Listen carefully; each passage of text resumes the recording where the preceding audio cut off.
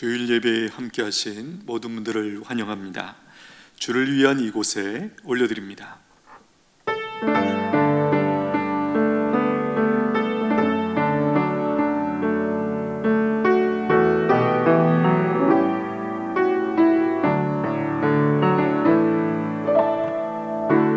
주를 위한 이곳에 예배하는 자들 중에 그가 찾는 이 없어 주님께서 슬퍼하시네.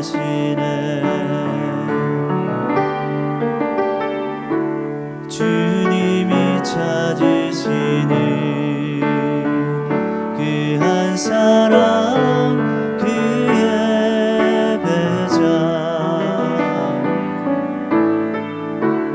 내가 그 사람 되기 간절히 주께 예배하네.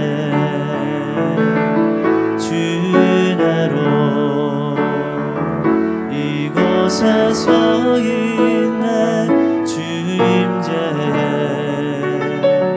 엎드려 절하네. 그 어느 것도 난 필요 없네. 주님만 경배해. 주 은혜로 이곳에 서 있네. 주 임재에 엎드려 절하네. 그 어느 것도 난 필요 없네. 주님만 경배해.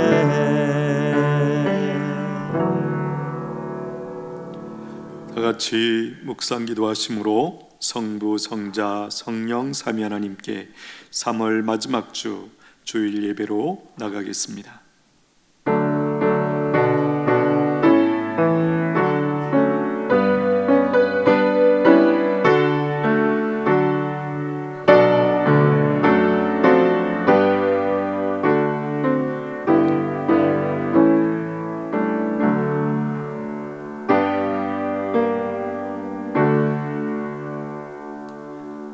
오라, 우리가 여호와께 노래하며 우리의 구원의 반석을 향하여 즐거이 외치자. 우리가 감사함으로 그 앞에 나아가며 시를 지어 즐거이 그를 노래하자. 그는 우리의 하나님이시요 우리는 그가 기르시는 백성이며 그의 손이 돌보시는 양이기 때문이라. 하나님은 영이시니 예배하는 자가 영과 진리로 예배할지니라. 아멘. 하나님 아버지, 거룩하고 복된 주일 은혜의 보좌로 저희들을 불러주시니 감사합니다. 하나님이 찾으시는 참된 예배자로 하나님 앞에 서게 하여 주옵소서. 저희들의 예배를 받아 주시옵소서. 이 어렵고 힘든 상황 속에서도 나에게 갈 길이 있다는 사실을 깨닫고 걸어가는 은혜를 허락하여 주옵소서.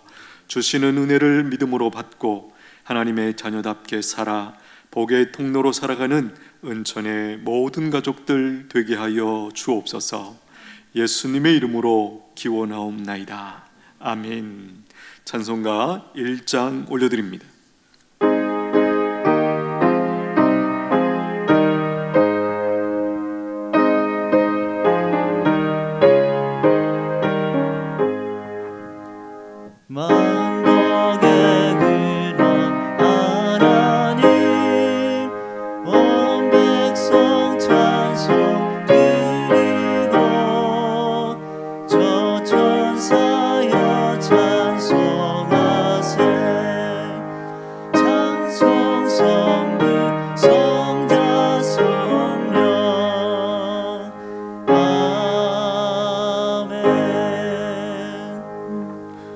성시교독 47번입니다. 찬송가 뒷면에 있는 교독문 47번 시편 105편 말씀입니다.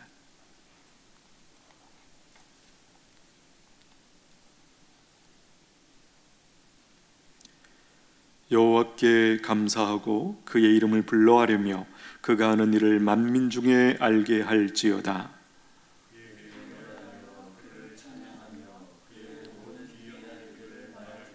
그의 거룩한 이름을 자랑하라. 여호와를 구하는 자들은 마음이 즐거울지로다.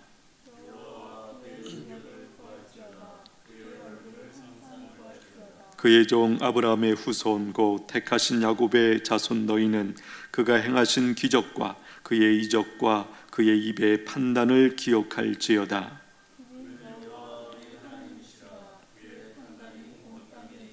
그는 그의 언약 곧 천대에 걸쳐 명령하신 말씀을 영원히 기억하셨으니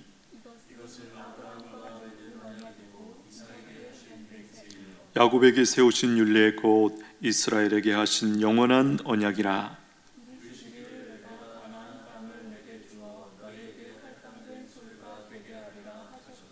아멘. 사도신경으로 우리의 신앙 고백 드립니다.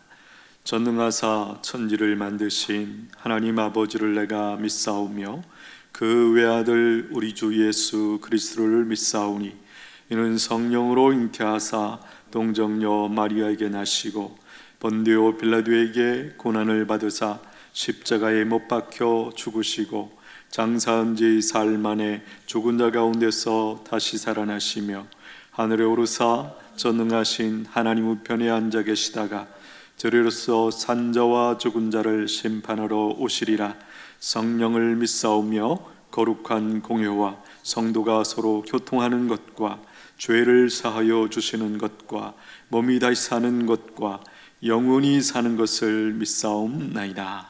아멘. 찬송가 300장 올려드립니다.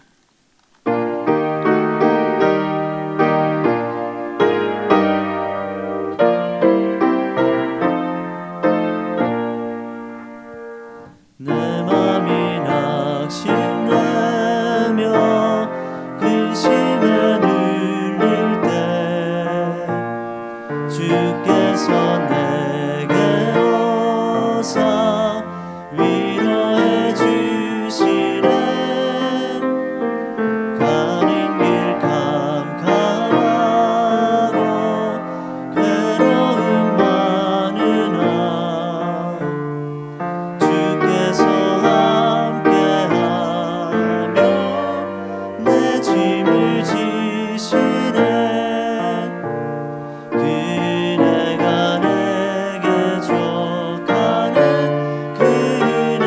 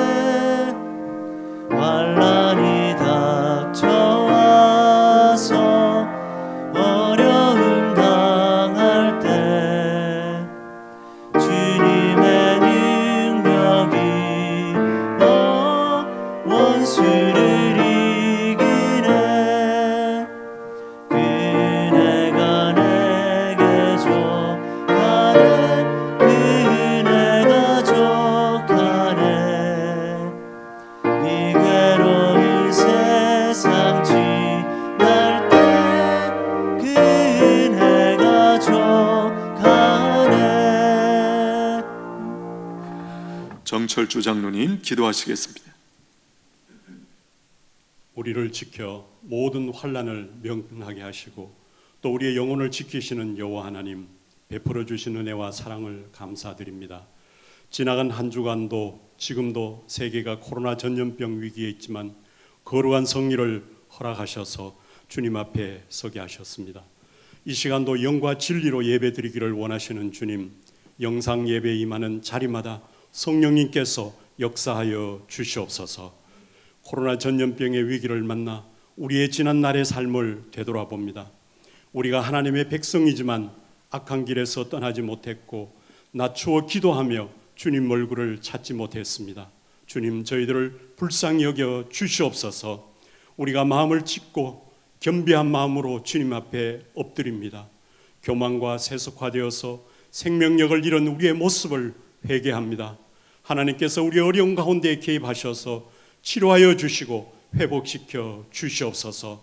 이 땅을, 대구 땅을 고쳐 주시옵소서. 주님, 이 땅에 코로나 전염병을 속히 종식시켜 주시옵소서. 교회가 다시 예배로 회집되고 더욱 큰 복음사역의 열매를 맺을 수 있게 역사하여 주시옵소서. 무너진 경제적 어려움도 주님 안에서 극복하게 도와주시옵소서. 고난주간과 부활절을 앞두고 있습니다. 지금은 사순절의 기난을 지나고 있습니다. 더욱 주님을 바라보게 하여 주시고 코로나 위기 속에 담긴 교회와 세상과 나를 향한 하나님의 음성을 들을 수 있게 인도하여 주시옵소서. 확진자로 병상에 있는 환자들을 치료하여 주시고 이들을 돌보는 의료진, 공무원, 봉사원들의 건강을 주님 지켜 주시옵소서. 주님께서는 전의 가족들을 굳게 잡아 주시옵소서. 여호와를 나의 피난처로, 지존자를 나의 거처로 삼아서 화가 내게 미치지 못하며 재앙이 내 장막에 가까이 오지 못하게 주님 지켜 주시옵소서. 선교사님들의 사역지와 건강을 돌보아 주시고 교회가 어려움에 들지 않게 보호하여 주시옵소서. 4월 15일은 나라의 일꾼을 뽑는 총선이 있습니다. 우리에게 지혜를 주셔서 지역을 위한 신실한 일꾼을 선택할 수 있게 도와주시옵소서. 이 시간 예배를 돕는 손길들을 주님 축복하여 주시옵소서. 이제 하나님의 말씀을 전하실 담임 목사님, 성령님의 역사하심과 그 능력으로 선포되게 하여 주시옵소서. 예수님의 이름으로 기도드립니다. 아멘.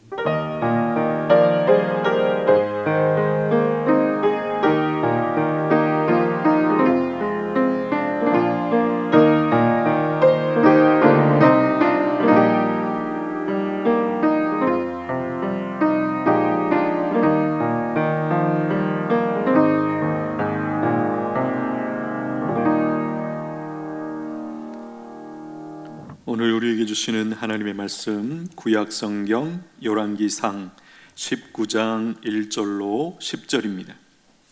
열왕기상 19장 1절로 10절, 구약성경 549면에 있습니다. 구약성경 549면, 열왕기상 19장 1절로 10절에 있는 말씀입니다.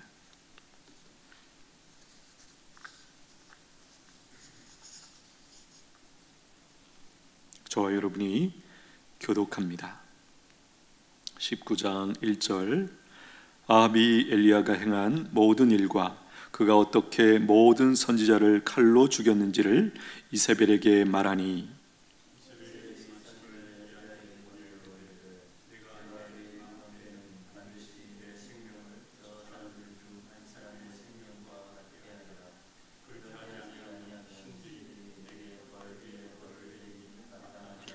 그가 이 형편을 보고 일어나 자기의 생명을 위해 도망하여 유다에 속한 브엘세바에 이르러 자기의 사환을 그곳에 머물게 하고,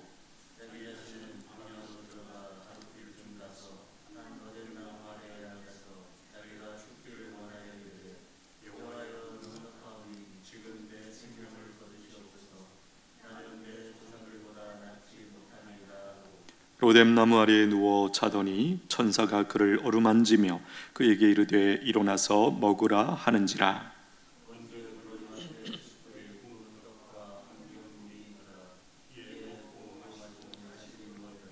여호와의 천사가 또 다시 와서 어루만지며 이르되 일어나 먹으라. 내가 갈 길을 다 가지 못할까 하노라 하는지라.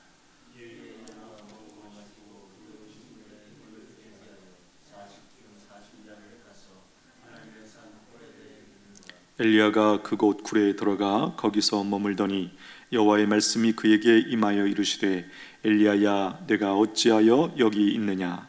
그가 대답하되 내가 만군의 하나님 여호와께 열심히 유별하오니 이는 이스라엘 자손이 주의 언약을 버리고 주의 제단을 헐며 칼로 주의 선지자들을 죽였음이오며 오직 나만 남았거늘 그들이 내 생명을 찾아 빼앗으려 하나이다. 아멘. 코로나가 오기 전에는 일상이 힘겹게 느껴졌는데요, 코로나가 온 이후에는 일상이 없다는 사실이 더 힘겹다는 사실을 우리가 알아가고 있습니다. 활동이 제한된다는 것이 이렇게 힘든 것이구나, 새삼 절절하게 느끼고 우리가 알아가고 있습니다. 그래서일까요? 요즘 많은 사람들이 이런 상황을 생각보다 힘겹게 느끼고 있고요, 그래서 무엇보다 마음이 많이 무겁고 우울합니다. 여러분들은 어떠십니까? 괜찮으십니까? 예, 저는 안 괜찮습니다. 보이시는지 모르겠지만 제 입술에 물집이 생겼어요. 생각해 보니까 제가 일상 중에 평소에도 물집이 잘 안 생겼는데 이번에 이렇게 물집이 생기더라고요. 제 개인적인 해석은 이렇습니다. 이 물집이 뭘까? 몸에 나타나는 우울증의 현상이 아닐까, 이렇게 해석을 해봅니다. 자, 우울증의 원인, 증상들 우리 한번 생각하기를 원합니다. 자, 먼저 우울증의 증상들이 있죠. 예를 들면 식욕의 감소, 혹은 그 반대에도 가능하죠. 지나친 식욕이 늘어나는 것, 증가하는 것, 또 불면증, 또 수면 과잉도 또 우울증의 증상이라고 합니다. 피로감, 죄책감, 무력감, 허무감, 집중력 감소, 또 방향성이 없는 많은 생각들, 또 자살 충동 등등, 이런 것들이 이 우울증의 증상이라고 합니다. 여러분은 어떠신가요? 사실 대부분의 사람들이 이런 증상들을 조금씩 다 가지고 있죠. 차이는 뭡니까? 정도의 차이가 있을 뿐입니다. 자, 우울증의 원인은 무엇일까요? 생활 리듬을 잃어버리고 건강 관리를 잘 못해서, 이것이 시간이 오래 지나면 자연스럽게 우리의 생각과 우리의 마음과 우리 몸에 우울증이 걸리게 되어 있다고 합니다. 또 부정적인 얘기를 많이 들으면 우울증에 걸리기 쉽다는 것이죠. 자, 우리가 아는 것처럼 요즘만큼 사람들이 죽었다라는 말을 많이 들었던 적이 있었는가? 없었던 것 같아요. 그렇죠? 매일매일 아침에 자고 일어나면 몇십 명에서 몇백 명씩 온 세계 안에서 죽어가고 있습니다. 그러므로 이런 생각을 해봅니다. 뉴스를 너무 많이 보는 것은 안 좋겠구나. 여러분, 뉴스에서 좋은 소식 들어보셨나요? 사실 많지 않습니다. 거의 없어요. 그렇죠? 뉴스는 대부분 부정적인 일, 안 좋은 사건 등을 보도하기 때문에, 그렇죠? 그래서 할 수만 있으면 우리가 뉴스가 필요한 것이 사실입니다. 그러나 거기 너무 이렇게 TV 앞에, 뉴스 앞에 오래 머무는 것은 우리 스스로를 우울증에 빠뜨리는 그런 결과를 낳는 것이 아닌가 생각을 해보게 됩니다. 또 부정적인 얘기를 많이 하는 사람들을 우리가 가급적이면 멀리 하셔야 돼요. 그렇죠? 우리가 이렇게 돌아보면 우리 주변에도 부정적인 말을 입에 달고 사는 사람들이 있어요. 우리가 경험적으로 아는 것이 무엇입니까?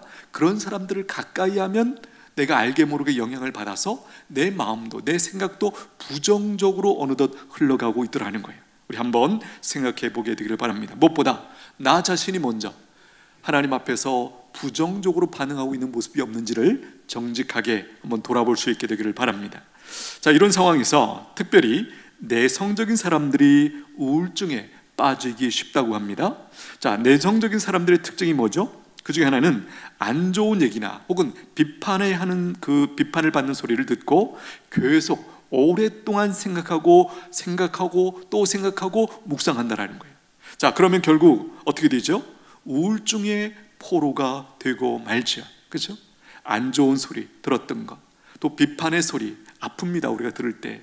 그런데 어떤 것들은 분명히 정리하고 자신을 돌아보고 이렇게 정리를 해야 되는데 그것이 안 되어서 계속 머리에 담고 가슴에 품고 묵상하고 생각하면 점점 우리가 마치 늪에 깊이 빠져들어가는 그런 현상들이 일어나더라는 거예요. 여러분, 신앙이란 무엇일까요? 세상이 나에게 하는 말이나 혹은 내가 나에게 하는 말을 경계하고 하나님이 나에게 하시는 말씀에 귀를 활짝 여는 것이죠. 이것이 저는 신앙이라고 생각합니다. 자, 내가 나에게 하는 말, 대부분 어떤 말일까요? 사람마다 정도의 차이가 있겠지만 대부분은 어떻습니까? 부정적이에요. 왜 이런 부정적인 생각을 할 수밖에 없을까요? 우리가 보고 느끼고 판단하고 또 우리의 한계 때문에 상황 판단이 사실은 제대로 안 되죠. 더 근본적으로 무엇입니까? 우리가 죄인이기 때문에, 죄성을 가지고 있기 때문에 더 많은 경우 안 좋은 것들, 부정적인 것들을 더 많이 감지하고 느끼는 그런 경향이 있다라는 거예요. 특별히 이런 것들은 내성적인 사람들에게 더 그렇겠죠. 자, 분명한 것은 우리는 자기 수준만큼만 생각하고 판단할 수 있습니다. 제가 자주 쓰는 표현인데요, 우리의 이 작은 머리로 뭔가를 판단하는 것, 사실은 긍정적으로 보면 대단한 것이죠. 어떻게 보면 이 작은 머리로 이 세상의 많은 지식과 정보들을 판단하고 나름대로 좌우로 치우치지 않고 나름대로 정로를 가고자 하는, 그리고 상당히 가는 그런 모습을 볼 땐 상당히 참 괜찮구나 이런 생각도 들지만, 또 다른 측면에서 보면 굉장히 우리가 우리 자신의 생각이나 판단을 정직하게 사실은 판단해 보면 많이 부정적이죠. 옳지 않은 경우가 많이 있더라는 거예요. 자, 우리가 왜 가끔 비싼 돈을 내고 전문가를 찾아갑니까? 그 핵심적인 이유는 이것이죠. 내가 생각하지 못하는 것을, 내가 알지 못하는 것을 그들이 알려주기 때문에. 그래서 내가 헤매고 있을 때 그들의 이야기를 우리가 받아들이면 거기서 쉽게 벗어나고 문제를 해결할 수 있기 때문에 전문가들에게 우리가 기꺼이 돈을 지불하는 것이죠. 여러분, 세상의 모든 분야의 최고의 전문가는 누구일까요? 바로 창조주 하나님이십니다. 그래서 우리가 말씀에 귀를 기울이는 것이죠. 분명한 것은 그분의 말씀에 귀를 기울이고 그 말씀을 내가 받아들이면 내가 처해 있는 그 상황 속에서, 지금 우리가 말하고 있는 맥락으로 말하면 우울증에서 벗어나게 되어 있다는 거예요. 여러분, 믿으시게 되기를 축복합니다. 오늘도 함께 나눈 이 하나님의 말씀을 듣게 되기를 축복합니다. 그래서 우울함의 상황에서 벗어나서 자유케 되기를 축복합니다. 일상의 그 축복을 마음껏 누리시게 되기를 축복합니다. 자, 본문에서 우리는 죽음을 생각할 정도로 심한 우울증에 걸린 한 사람을 만나게 됩니다. 누구입니까? 하나님의 위대한 종이라고 평가받는 엘리야 선지자입니다. 자, 여기서 우리 이런 질문도 갖게 됩니다. 하나님의 백성들도 우울증에 걸릴 수 있는 것인가? 답이 뭘까요? 예, 그렇다라는 거예요. 자, 보십시오. 하나님의 위대한 종 엘리야도 걸렸습니다. 자, 엘리야에 대한 우리가 가장 큰 이미지가 뭐죠? 우리가 알고 있는 사건이 뭐죠?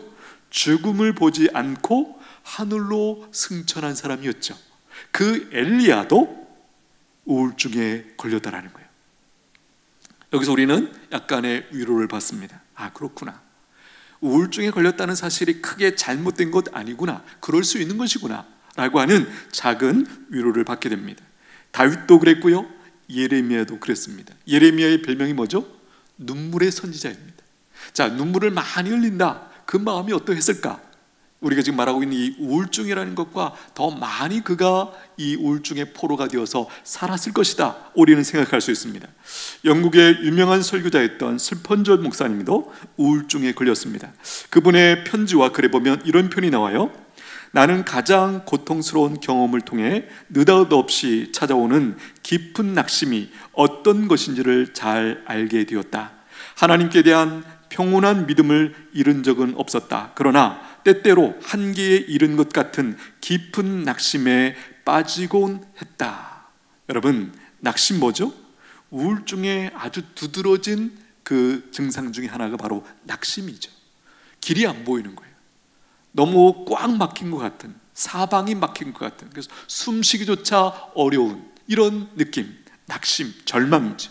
자, 엘리야가 어떻게 우울증에 걸리게 된 것일까? 몇 가지 요인을 찾아볼 수 있는데요. 먼저 큰 일과 극단적인 스트레스를 꽤 오랫동안 받았다라는 거예요. 1절 말씀 한번 보시죠. 1절, 아비 엘리야가 행한 모든 일과 그가 어떻게 모든 선지자를 칼로 죽였는지를 이세벨에게 말하니. 여기 앞에 엘리야가 행한 모든 일, 자, 제일 먼저 떠오르는 사건이 뭐죠? 바로 앞장 18장에서 갈멜산에서의 대결이죠.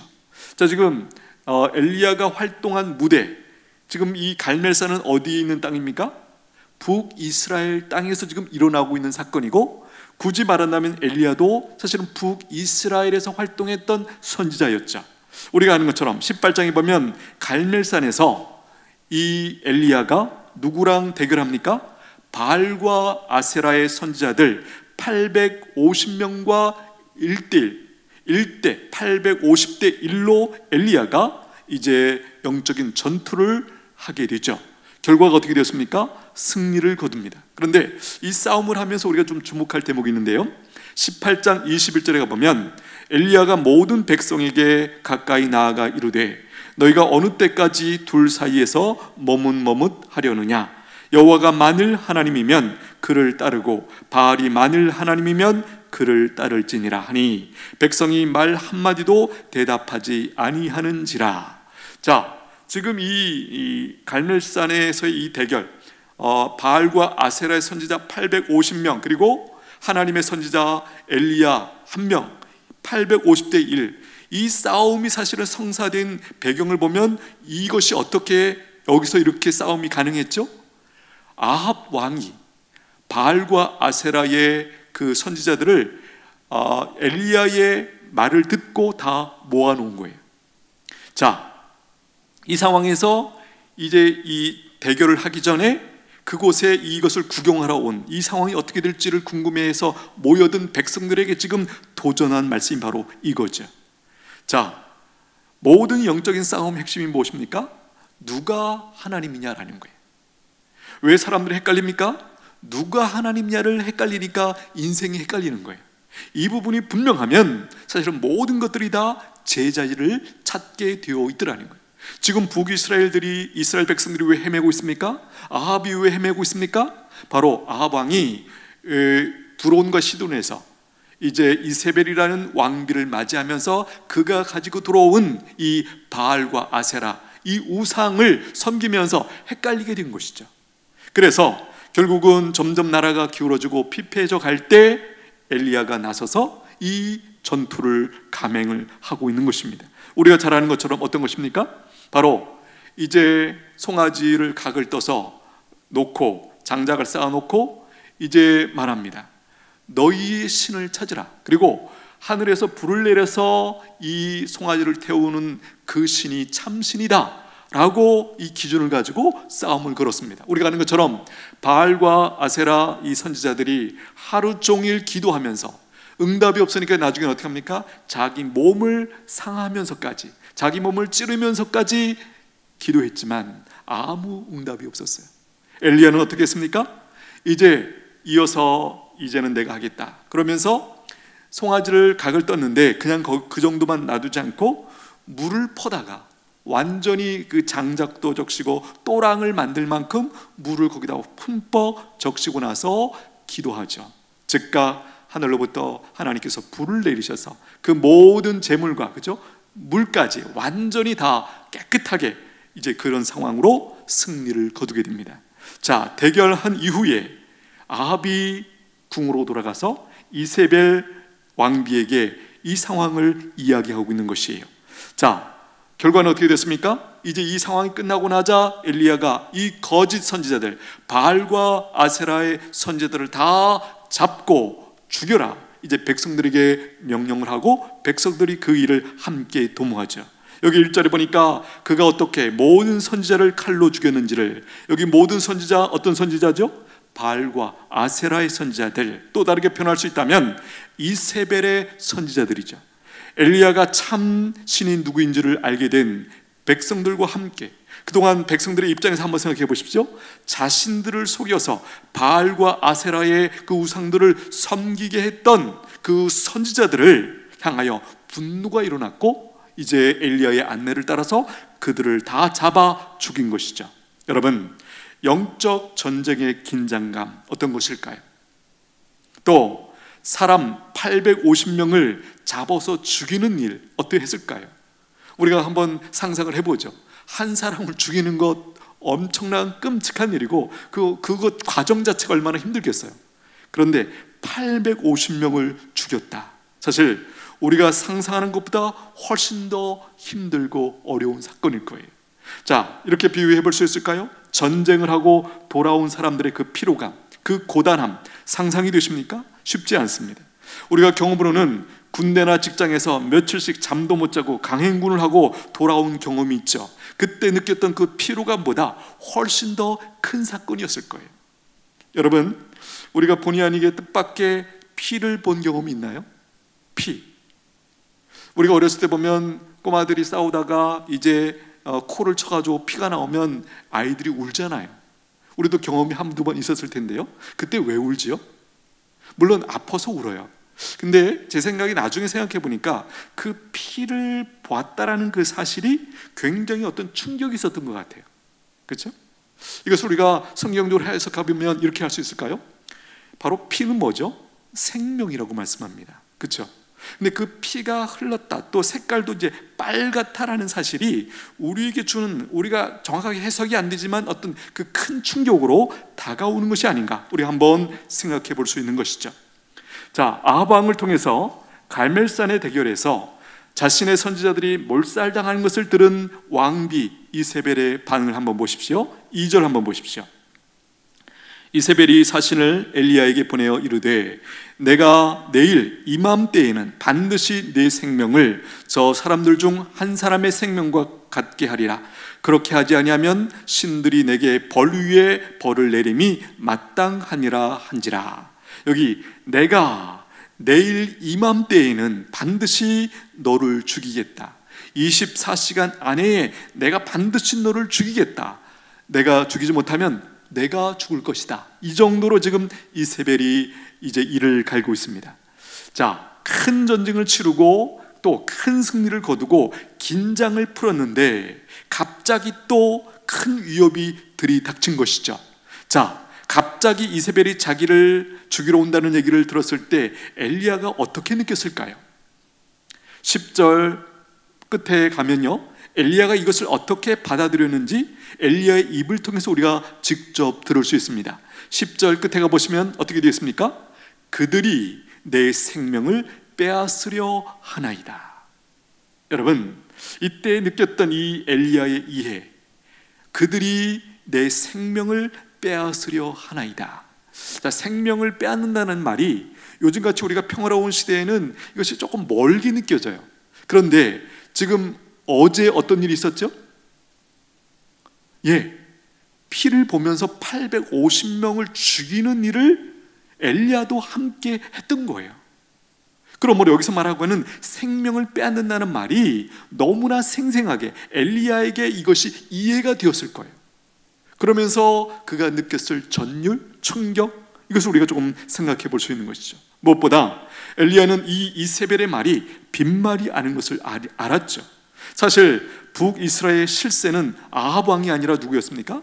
왕비인 바로 이세벨이라는 것을 알고 있었죠. 적어도 우상 숭배와 관련해서, 또 앞장에서 우리가 살펴보면 바로 하나님의 신실하게 따랐던 많은 선지자들을 이 이세벨이 나서서 죽이는 일을 감행했었죠. 그래서 엘리야는 3절처럼 반응하게 됩니다. 자, 3절 보십시오. 그가 이 형편을 보고 일어나 자기의 생명을 위해 도망하여 유다에 속한 부엘세바에 이르러 자기의 사환을 그곳에 머물게 하고, 여기 그가 누굽니까? 엘리야가 이 형편을 보고, 이 형편이 무엇입니까? 이세벨의 이 반응을 보고, 사실은 영어나 원어에 보면 여기서 형편을 단순히 살폈다라는 것이 아니라 이 상황을 보고 두려움에 사로잡혔다라는 거예요. 두려움에 사로잡혀서 그 다음에 어떻게 반응합니까? 일어나, 아마 즉시 일어났을 거예요. 자기의 생명을 위해 도망하며 유다에 속한 부엘사베까지 갔다. 자, 앞에서 말씀드린 것처럼 지금 갈멜산이나 엘리야의 활동 무대가 어디예요? 북이스라엘이에요. 그런데 지금 국경을 넘어서 남유다에 속한 부엘세바. 자, 부엘세바의 지도를 보면 어디냐면 남유다의 맨 밑에 있는 도시예요. 우리식으로 말하면 어딜까요? 갈멜산은 우리식으로 말하면 백두산 정도 되고, 그 다음에 여기 부엘세바는 이 남쪽에 있는 대구나 혹은 부산, 그 정도의 도시라고 우리가 이해하면 됩니다. 자, 거리로도 160km 정도 거리인데요, 그러니까 대구에서 대전까지의 그 거리를, 그야말로 이 얘기를 듣고 생명의 위협을 느끼면서 지금 엘리야가 사환과 함께 국경을 넘어서 여기까지 그야말로 내달아 도망을 왔다라는 거예요. 특별히 3절 끝에 보시면 엘리야가 자기의 사환을 부엘세바에 머물게 하고 혼자 광야로 나갑니다. 자, 왜 사환을 그곳에 머물게 했을까요? 부엘세바라고 하는 그 도시에 너는 이제 여기 있어. 그리고 혼자 광야로 나갑니다. 왜 그랬을까요? 저는 두 가지 해석이 됩니다. 하나는 사환을 챙기는 것도 버거울 만큼 지금 엘리야 자신이 힘든 상태에 지금 놓여 있다 감지하게 되고요, 또 하나는 죽기를 마음에 어떤 면에서 다짐한 것이죠. 그래서 사환을 살기를 바랬기 때문에 부엘세바에 머물게 한 것이라고 우리가 이해할 수 있습니다. 그리고 자신의 죽음을 홀로 어떤 의미에서 이제 생각을 하고 떠나는 것이죠. 그렇게 생각할 수 있는 근거가 뭐냐? 말씀드린 것처럼 엘리야가 어디로 갔어요? 광야로 들어갔다라는 거예요. 광야, 어떤 곳이죠? 아무것도 없는 곳이에요. 가서 헤매면 죽을 수밖에 없는 것이 광야예요. 자, 4절 말씀 한번 보시죠. 4절 말씀 함께 봅니다. 자기 자신은 광야로 들어가 하룻길쯤 가서 한 로뎀 나무 아래에 앉아서 자기가 죽기를 원하여 이르되 여호와여 넉넉하오니 지금 내 생명을 거두시옵소서. 나는 내 조상들보다 낫지 못하느니이다 하고. 자, 광야. 그러면요, 이 광야라는 것은 자신을 추격하는 이세벨의 이 보낸 그 특수부대 요원, 암살자들을 피하려고 광야로 들어갔겠구나, 그렇게도 물론 해석할 수 있습니다.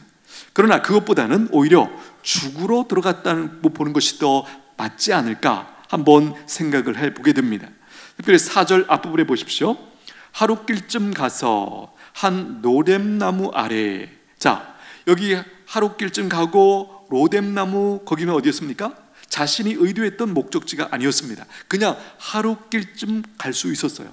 그런데 더 이상 갈 수 없어서 멈추게 된 곳이죠. 하룻길의 광야길을 홀로 걸어오면서 어떤 일이 있었을까요? 우리 생각을 해보면 많은 생각을 했을 것 같아요. 또 어느 정도 생각을 정리했다고 생각합니다.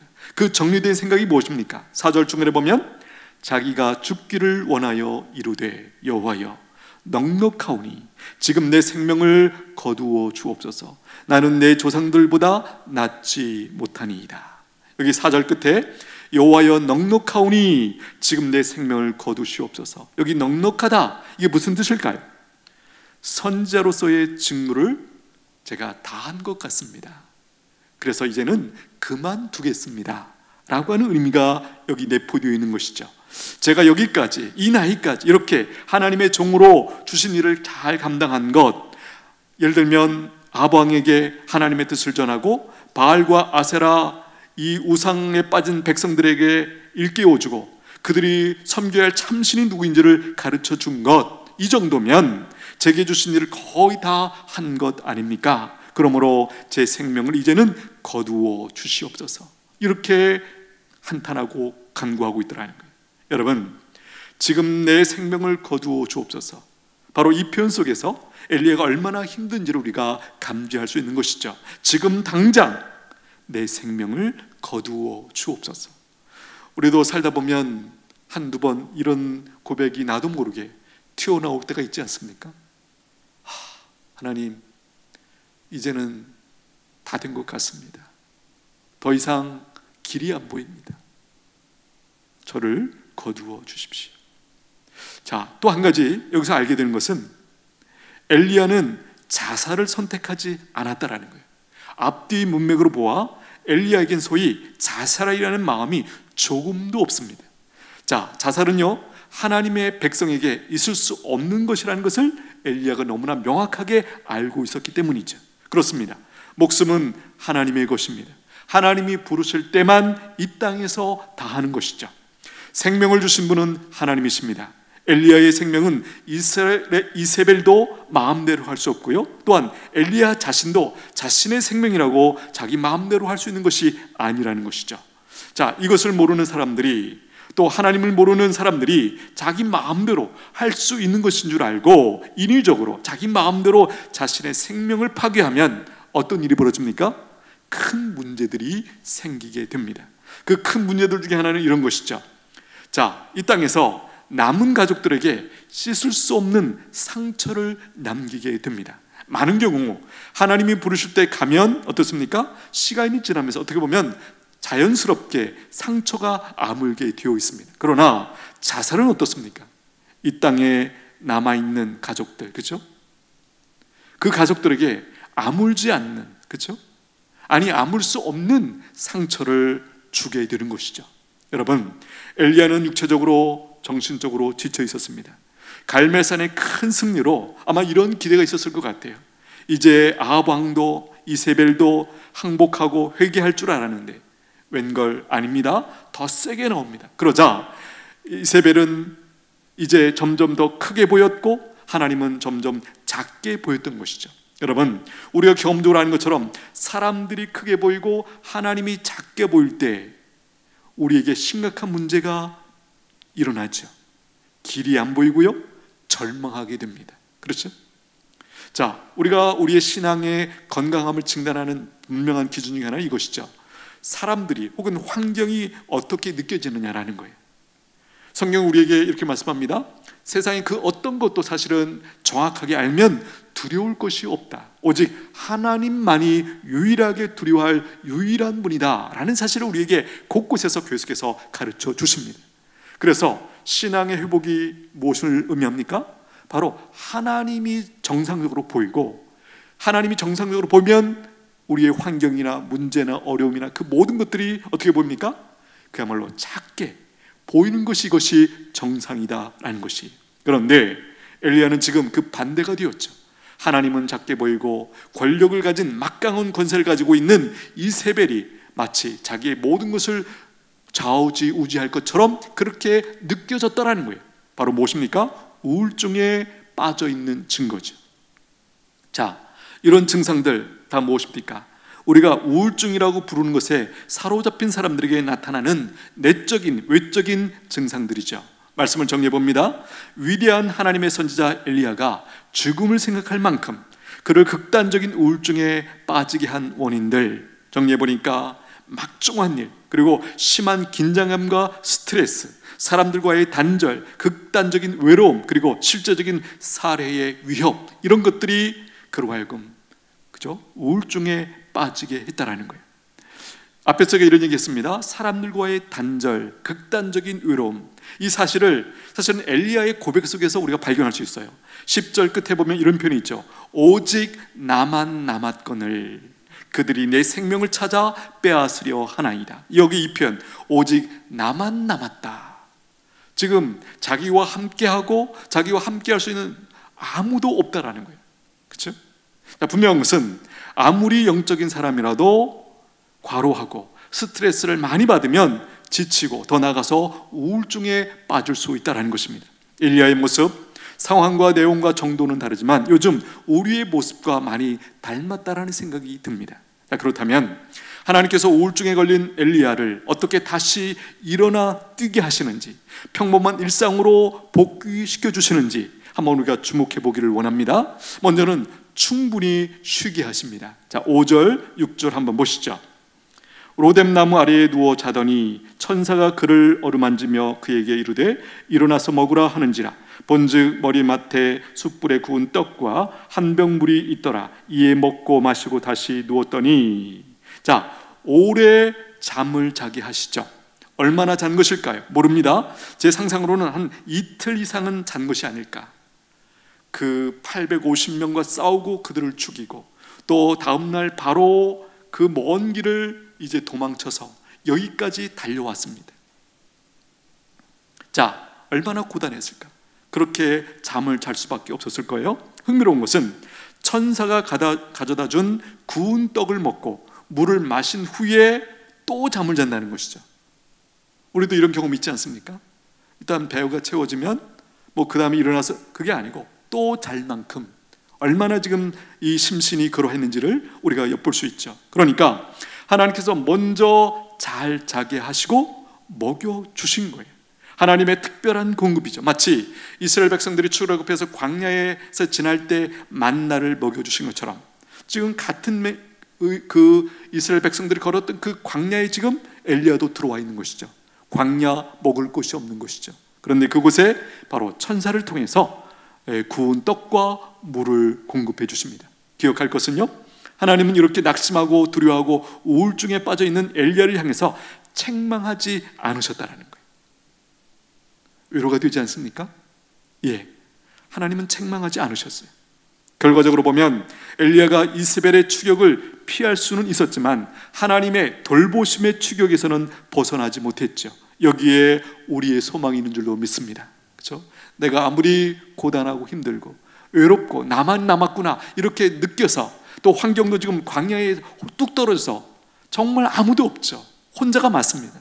그런데 하나님의 눈은 피할 수 없었어요.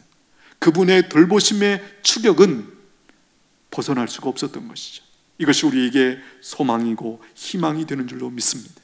두 번째는 마음을 따뜻하게 만져주십니다. 어떻게 엘리야의 마음을 만져주십니까? 5절 중간에 보니까 천사가 엘리야를 어루만지면, 7절에도 보니까 여호와의 천사가 또다시 와서 어루만지며, 여기 어루만진다는 표현이 2번이나 나옵니다. 여러분, 이 어루만진다는 것은요, 단순히 만져서 깨웠다 그 이상의 표현이죠. 요즘식으로 말하면 이런 거예요. 애정과 긍휼을 담뿍 담아 그를 어루만졌다라는 것이, 영어는 여기를 touch라는 단어를 쓰는데요, 이런 장면이 생각이 났어요.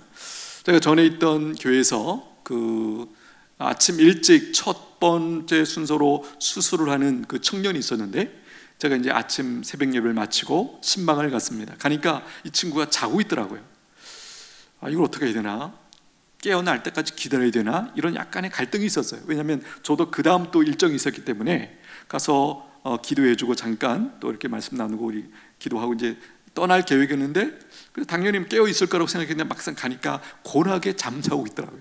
그래서 어떻게 해야 되나, 그러다가 제가 그가 이렇게 손을 뻗치고 자는 그 손을 제가 잡고 이 손을 만지면서 제가 이렇게 손을 이렇게 주물러 줬어요. 이렇게 주물러 주니까 이제 그 친구가 이렇게 눈을 뜨면서 이렇게 반응을 하더라고요. 그때 그 장면이 생각이 나요. 이 친구가 밤에 어떻게 잤을까? 여러분, 수술을 경험한 분은 아시겠지만 잠이 잘 안 옵니다. 그렇죠? 그래서 늦게까지 뒤척이다가 아마 새벽녘에 잠이 들었을 것 같아요. 그야말로 그때는 자기도 모르게 푹 잠에 빠져 있는 그런 상태였죠. 제가 이제 그 청년의 손을 잡고 이렇게 만져주니까 이렇게 일어나더라고요. 여러분, 따뜻한 터치, 따뜻한 포옹, 여러분 동서고금 남녀노소 할 것 없이 다 알고 있는 힘의 통로이고 격려의 통로죠. 우리가 아주 어렸을 때 힘들고 아팠을 때 어디가 기억납니까? 엄마 아빠의 품에 안겨 있었던, 여러분 그 엄마 아빠의 품이라는 것 가장 필요한 쉼의 환경이었죠. 따뜻한 포옹, 우리의 영적인 경험 중에 무엇과 많이 비슷합니까? 하나님의 임재 가운데 머문 것과 비슷한 상태죠. 우리가 경험한 하나님의 임재 어떤 것입니까? 저는 이렇게 표현합니다. 고요하고 따뜻했죠. 생각과 마음에서 나는 충분하다고, 나는 괜찮다고 느끼고 감지했었죠. 이때 안정감과 쉼과 회복과 힘이 공급되는 것을 경험했었죠. 자, 이것을 다르게 말하면 성도들이 성령 충만할 때 바로 이런 일이 일어나지 않습니까? 그러면 어떤 상황과 상태에 있더라도 다시 힘을 얻고 일어서게 되더라는 거예요. 지금 이 광야에서 먹을 것을 공급해 주시면서 따뜻한 이 천사의 어루만짐을 당하고 있는 바로 이 엘리야의 모습, 오늘 우리 시대에는 바로 우리가 기도 가운데 하나님의 임재를 경험하고 성령께서 우리를 온전히 주장하시면서 우리를 따뜻하게 어루만져 주시는 그 새 힘을 공급해 주시는 그 사건과 우리가 연결해서 생각해 볼 수 있다는 것입니다. 세 번째는 엘리야가 힘을 잃어버리게 된, 살 의욕을 잃어버리게 된 바로 그 문제를 가지고 사명을 일깨워 주십니다. 자, 7절 한번 보시죠. 여호와의 천사가 또 다시 와서 어루만지며 이르되 일어나 먹으라. 내가 갈 길을 다시 가지 못할까 하노라 하는지라. 자, 이 부분 앞에서 4절에서 살핀 엘리야가 스스로의 인생을 평가 어떻게 했습니까? 이만하면 넉넉하오니 내 생명을 거두어 주옵소서. 여기 넉넉하다, 자, 그랬는데 이것과는 정반대의 말씀이죠. 넉넉하지 않다라는 거예요. 아직도 갈 길이 남아있다라는 거예요. 자, 죽어도 된다고 자신을 설득한 그 내용을 가지고 이제는 하나님께서 엘리야를 설득하고 계십니다. 7절 중간에 보시면 내가 갈 길을 다 가지 못할까 하노라. 무슨 뜻입니까? 하나님께서 너를 통해서 아직도 하고 싶어하는 일이 있다, 하나님의 뜻이 있다라는 것이에요. 내가 갈 길이 있다고 말씀해 주십니다. 그러자 일어나서 다시 힘을 얻고 달려가기 시작합니다. 자, 8절 한번 보시죠. 이에 일어나 먹고 마시고 그 음식물의 힘을 의지하여 40주 40야를 가서 하나님의 산 호렙에 이르니라. 여러분, 우리가 이런 장면을 생각할 수 있습니다. 자, 자식이 많은데 갑자기 그 가정에 아버지가 돌아가셨어요. 그 젊은 어머니가 얼마나 절망합니까? 한참 얼마나 절망했을까요? 다시 기운을 차리죠. 근거가 무엇입니까? 그 어린 자식들 살려야겠다, 키워야겠다 라고 하는 그 사명감을 붙들면서 어느덧 연약한 여인에서 강한 어머니로 변하는 그 그림, 우리가 사실 많이 보지 않습니까? 그렇습니다. 할 일이 있다, 사명이 있다 깨달으면 일어날 수 있다라는 거예요. 여러분, 우리가 아무리 전날 고단해도 새벽에 할 일이 있다, 꼭 해야 되는 일이 있다, 그러면 어떻게 되죠? 일어납니다. 신기하지 않습니까? 그 고단한 상태라면 그냥 알람도 못 듣고 그냥 갈 것 같은데 어떤 경우에는 우리가 알람을 안 해도 알람 전에 딱 일어나죠. 또 이런 경험도 있습니다. 참 그 인간의 어떤 그런 하나님 주신 능력이 어떤 것인지 그 시간에 정확하게 일어납니다. 알람을 안 했는데도 눈을 딱 떠보면 그 시간에 딱 일어나는 그런 거 아시죠? 예, 무엇입니까? 아무리 힘들어도 해야 할 일이 있다, 사명이 있다, 이것이 내 마음에서 알아채면 일어나더라는 거예요. 지금 이 상황에서 엘리야는 자신이 갈 길이 사실 구체적으로 무슨 일인지 사실 모르고 이 말씀을 듣고 있는 것이죠. 우리가 알고 있는 엘리야의 갈 길 무엇입니까? 하나님께서 아직도 엘리야를 통해서 이루시고자 하셨던 그 일이 무엇입니까? 우리가 발견할 수 있는데요, 15절, 16절 한번 가보십시오. 15절, 16절 보시면 여호와께서 그에게 이르시되 너는 내 길을 돌이켜 광야를 통하여 다메섹에 가서 이르거든 하사엘에게 기름을 부어 아람의 왕이 되게 하고 너는 또 님시의 아들 예후에게 기름을 부어 이스라엘 왕이 되게 하고 또 아벨무홀라 사밧의 아들 엘리사에게 기름을 부어 너를 대신하여 선지자가 되게 하라. 자, 지금 엘리야가 여기서 회복해서 그 다음에 복귀해서 북이스라엘로 가서 해야 될 사명, 크게 세 가지가 나옵니다. 그렇죠? 무엇입니까? 두 왕을 세우고 엘리야의 후계자 엘리사 선지자를 세우는 일입니다. 특별히 여기 예후를 세운다라는 게 이게 무슨 말이죠? 지금 아합의 왕이었는데 예후를 이스라엘의 왕으로 세우신다라는 뜻은 뭐예요? 바로 아합과 이세벨을 하나님이 이제 제거하신다 라고 하는 뜻이 여기 담겨 있는 것이죠. 자, 여러분, 엘리야는 40주 40야를 가서 하나님의 산 호렙에 이릅니다. 호렙산, 다른 말로 이름이 뭐죠? 신의 산이죠. 신의 산 뭐죠? 출애굽 당시에 모세가 그 산에 올라가서 하나님의 십계명을 받았던 그 산이죠. 바로 여기로 가서 영적으로 충분한 회복을 주셔서 그 다음에 사명을 붙들고 다시 북이스라엘로 복귀하게 됩니다.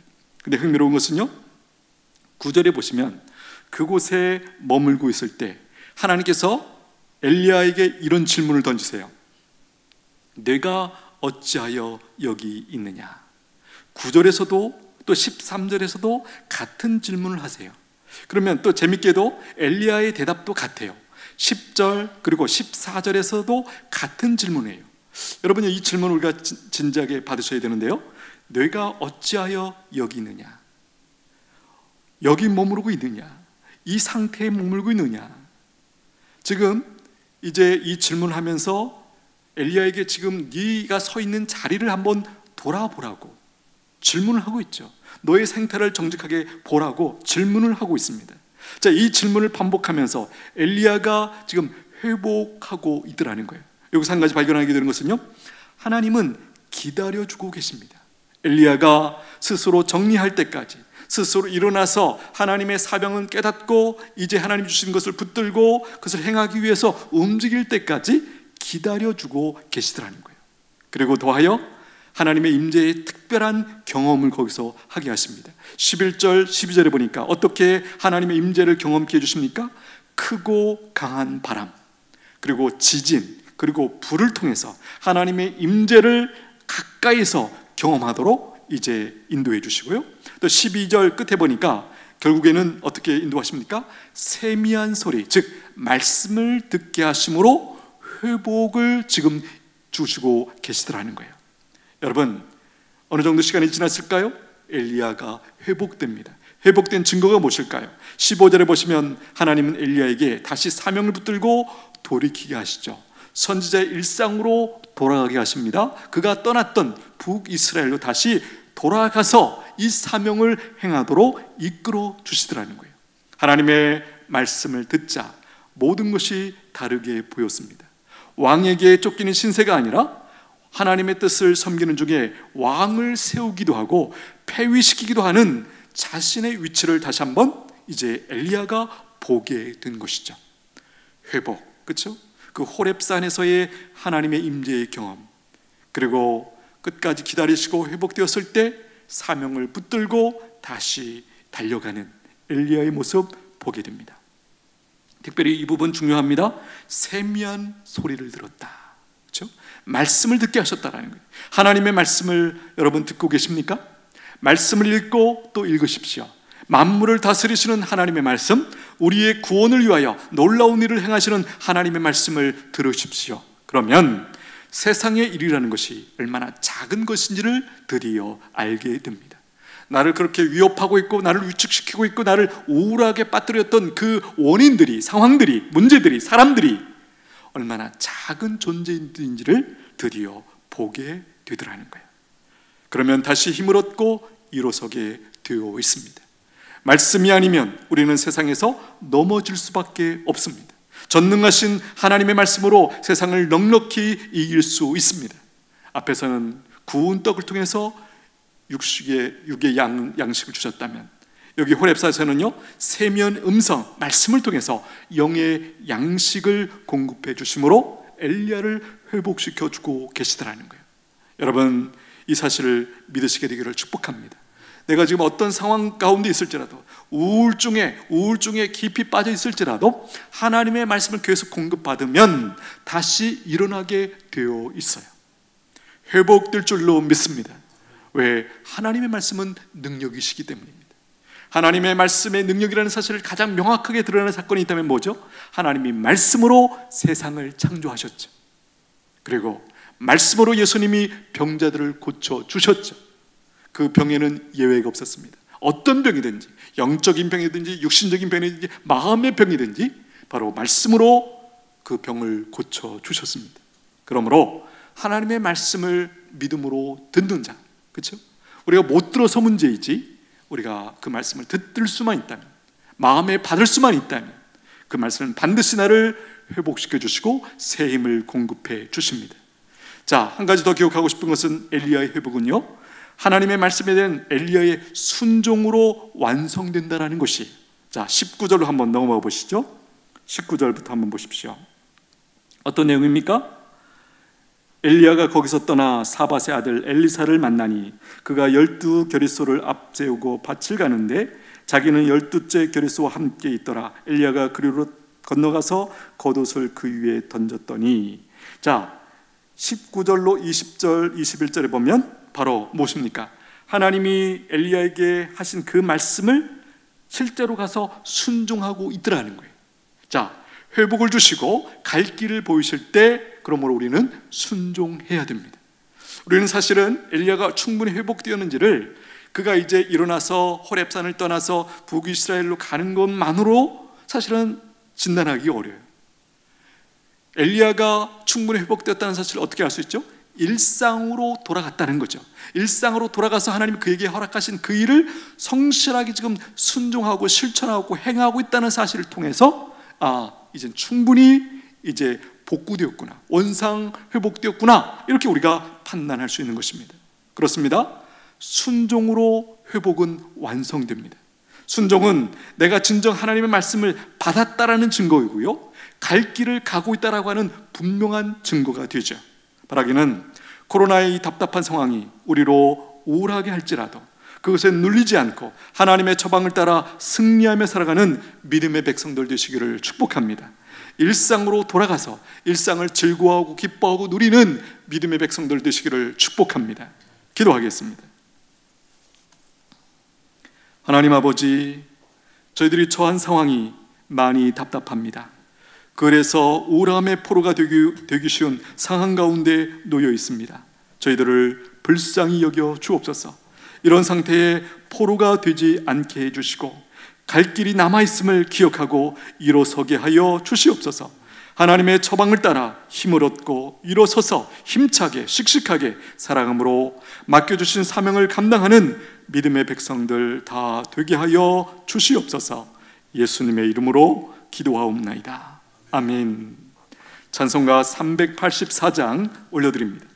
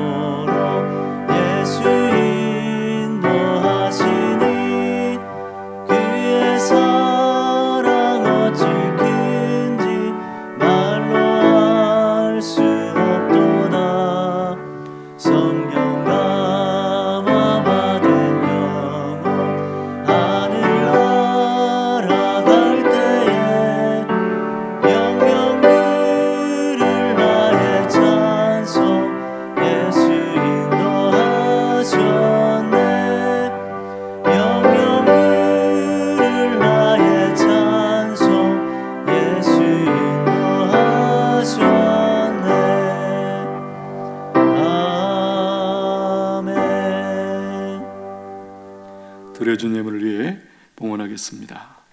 하나님 아버지, 감사합니다. 저희들 이처럼 붙들어 주시고 사랑해 주셔서 오늘 이 자리에 호흡하며 하나님을 예배하는 이 귀한 일에 참여할 수 있도록 도우신 것 감사합니다. 하나님의 은혜였음을 고백합니다. 주여 은천의 모든 성도들을 지켜 주시옵소서. 강건케 하여 주시옵소서. 여기까지 인도하신 것을 감사하며 감사의 예물로 또 약속 있는 11조 구제 선교자 특별한 금으로 주님 앞에 올려드립니다. 저들의 마음을 중심을 받아 주시옵소서. 여전히 우리에게 우리의 상태가 우리의 마음이 힘들고 어려울지라도 하나님이 내게 주신 갈 길이 있다는 것을, 갈 길이 남아있다는 사실을 기억하고 힘을 내는 저희들 되게 하여 주시옵소서. 주님, 사명이 우리를 살게 한다는 이 단순한 사실이 특별히 이 상황 속에 있는 저희들에게 더 절실합니다. 깨우쳐 주시옵소서. 나를 통하여 하시고 싶어 하시는 그 뜻을 우리가 사명으로 깨닫고 붙들고 전진하는 믿음의 백성들 되게 하여 주시옵소서. 저희들에게 갈 길이 남아있다는 사실 감사합니다. 이 은혜에 붙들게 하여 주시옵소서. 드려진 헌금이 쓰여지는 곳마다 주님의 뜻이 이루어지기를 원합니다. 하나님의 구원 계획이 힘있게 펼쳐지기를 원합니다. 사용해 주시고 축복하여 주시옵소서. 예수님의 이름으로 기도하옵나이다. 아멘. 지금은 우리를 끝까지 사랑하시는 예수 그리스도의 은혜와 성부 하나님의 크신 사랑과 성령 하나님의 교통하심이 내가 상태가 아무리 우울하고 힘들지라도 내게 여전히 갈 길이 남아있다는 사실을, 이 말씀을 온전히 받고 일어나 순종함으로 감당하기를 소원하는 모든 믿음의 백성들 머리 위에 이제로부터 영원토록 함께 있을지어다. 아멘.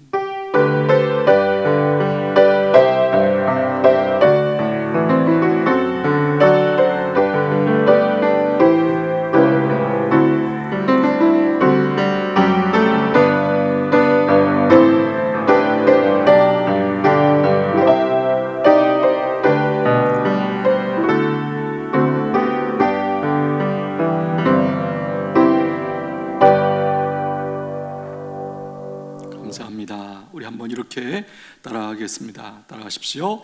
갈 길이 있습니다. 갈 길이 남아 있습니다. 자, 제가 앞에 표현을 하면 여러분들이 갈 길을 갑시다 뒤에 이렇게 한번 붙여주십시오. 제가 앞부분 하겠습니다. 흔들리지 말고, 두려워하지 말고, 엎어져 있지 말고. 예, 끝부분이 좀 과격했죠? 예, 엎어져 있지 말고, 낙심하지 말고, 절망하지 말고 갈 길을 가야 됩니다. 우리 말씀 3월 첫 주부터 우리 같이 한번 암송 말씀 해봅니다. 순종의 생활, 요한복음 14장 21절 말씀. 나의 계명을 지키는 자라야 나를 사랑하는 자니 나를 사랑하는 자는 내 아버지께 사랑을 받을 것이요 나도 그를 사랑하여 그에게 나를 나타내리라. 요한복음 14장 21절 말씀. 봉사의 의무, 베드로전서 4장 11절 상반절 말씀. 만일 누가 말하려면 하나님의 말씀을 하는 것 같이 하고 누가 봉사하려면 하나님이 공급하시는 힘으로 하는 것 같이 하라. 베드로전서 4장 11절 상반절 말씀. 그리스도를 증거하는 생활, 마태복음 5장 16절 말씀. 이같이 너희 빛이 사람 앞에 비치게 하여 그들로 너희 착한 행실을 보고 하늘에 계신 너희 아버지께 영광을 돌리게 하라. 마태복음 5장 16절 말씀. 말에 덕을 세우는 사람, 잠언 15장 23절 말씀. 사람은 그 입의 대답으로 말미암아 기쁨을 얻나니 때에 맞는 말이 얼마나 아름다운고. 잠언 15장 23절 말씀. 아멘. 금주에 암송할 말씀 같이 읽겠습니다. 시작. 영적 성장과 성숙. 빌립보서 3장 12절 말씀. 내가 이미 얻었다 함도 아니요 온전히 이루었다 함도 아니라 오직 내가 그리스도 예수께 잡힌 바 된 그것을 잡으려고 달려가노라. 빌립보서 3장 12절 말씀. 아멘. 이번 주에 암송할 말씀이 어떻게 오늘 나눈 말씀과 많이 맥락을 같이 하네. 그렇죠? 이거 일부러 맞춘 게 아니고 그냥 순서대로 이렇게 계속 올리고 있는데, 그렇죠? 사도 바울의 이 고백, 내가 이미 얻었다 함도 아니요 온전히 이루었다 함도 아니라 오직 내가 그리스도 예수께 잡힌 바 된 그것을 잡으려고. 여기 예수께 잡힌 바 된 그것, 바로 하나님이 사도 바울을 통해서 이루시기를 원하시는 그 사명감이죠, 그죠? 사명, 그것을 잡으려고 달려가노라. 예, 우리도 달려가야 됩니다. 예, 알림의 상황에서 조금 바뀐 것은 지난주 화요일 날 문자 보내드린 것처럼 이제 4월 5일까지는 지금까지 우리가 해왔던 이대로 예배나 모임이 그대로 유지가 됩니다. 변동사항은 이제 뭐였냐면 3월 29일부터 오늘부터 주일 오전 예배 그리고 오후 예배, 수요 예배도 영상 예배로 우리가 준비해서 같이 드리겠다라는 것이에요. 성경 읽기는 금요 기도회 시간만 이제 성경 읽기가 지속이 됩니다. 꼭 기억해 주십시오. 오전 예배는 9시나 11시, 그리고 오후 예배는 오후 3시에, 그리고 수요 예배는 수요일 저녁 7시에 영상으로 각 가정에서 우리가 함께 드리도록 하겠습니다. 믿음으로 참여해 주시기를 부탁드립니다. 예, 은천교회 사명 비전 전략 주겠습니다. 자, 은천교회 사명 무엇입니까?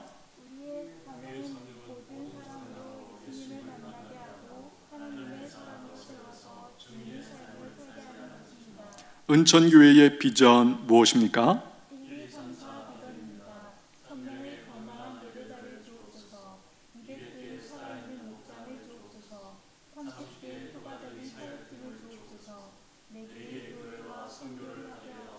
이런 사명과 비전을 이루기 위한 은천교회의 전략은 무엇입니까?